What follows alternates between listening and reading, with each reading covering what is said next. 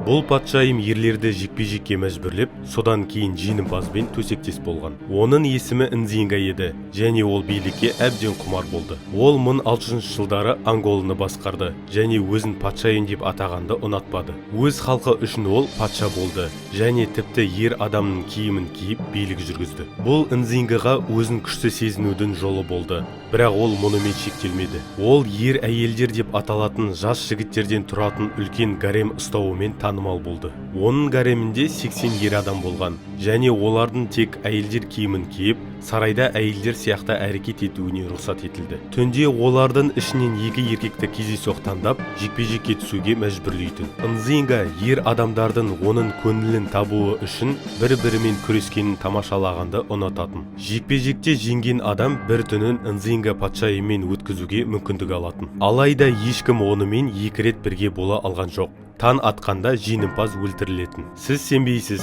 бірақ ол гаремін тек 75 жасында таратты. Содан кейін ең жас жігітке тұрмысқа шықты.